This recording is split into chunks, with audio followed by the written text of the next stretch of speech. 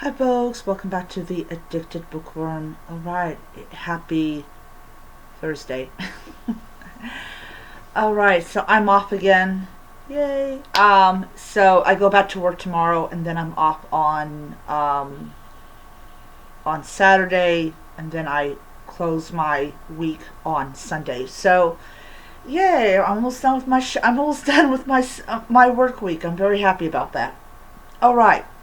So I finished House of Shadows by Tracy Coates, and this is part of a duology. And with these books, I'm really trying to read them in order that they were published. Even though you don't necessarily have to, I prefer to do it that way. And so in this one, we have a woman called Sophie who marries a guy called Joseph, who is head of this house called Northwood, and there's just something about this house that's very unsettling. And she's got this really sick, sadistic sister-in-law that just is not good. She's not good at all. I didn't like her as a character. I thought she was way too twisted and dark. And then it's like you have these servants that are perfectly normal. They're perfectly normal people. They just do their job. And so this is a battle between Sophie and the house. And at the end of it, Sophie wins. The house loses. But she encounters a creature called the Grimdark. And this thing feasts on people.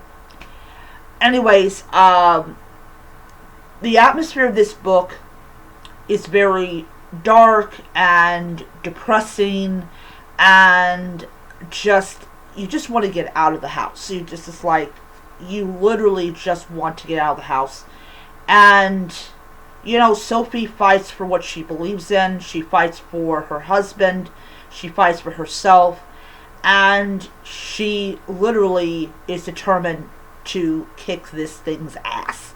And she succeeds because she discovers its weakness, which is fire. Absolutely loved this book. I thought this book was really good. Alright, so going on to my Kindles. So I finished the Slasher Camp Reunion. That was, get this, it was 6 chapters. Yeah, 6 chapters. Very short read. It's basically about these teenagers that get, they're targeted. But here's the thing. The killer was sent by someone else. And, because you do not try to get money out of a congressman. You don't. You had no idea who they know. I enjoyed it. It took about an hour to read. So, nice and simple. Then I finished the second volume of Solo Leveling. That's a manga. Highly enjoyed that one. Next month I'm going to pick up, this month I'm going to pick up volume 3, but that's going to be later on in the year. Later on in the month. I started reading Dewey. I'm on my Color Soft, but there's Dewey right there. Right here. I'm on chapter 11 of that book, and that is a story of a kitten called Dewey, who's found in a drop box at the library, and he's actually based on the actual cat named Dewey. Dewey was very, very famous, and he lived a very long time. And this is the story of how he came to the library and all the lives that he touched along the way. I'm really not a fan of autobiographies, but it had a cat on it, so of course I picked it up. Then I started reading Toxic Toffee. This is the 4th book in the Amish Candy Shop mystery. And I believe I'm on chapter 21 of that book. I started reading Toxic Toffee Tuesday, like early Wednesday morning when I finished those 2 books. And what it basically is that our main protagonist and Charlotte come back from New York, and there's this. It takes place during Easter, and and this guy who he loves rabbits. He dies, like right in front of her, he dies. So now she is bunny steady, which is adorable. Anyways, I am enjoying this book as well. Alright, so I'm going to turn this off because I am basically done reading on my Kindle. So, the next book that this is on my Kobo, and I'm reading The Secret of Redgate Farm by Caroline Keene. I am on chapter 5 of the book. I had planned to read like 10 chapters yesterday and then 10 chapters today. However, because I close, well, actually not tomorrow. Tomorrow I leave at 1, so I'm not closing.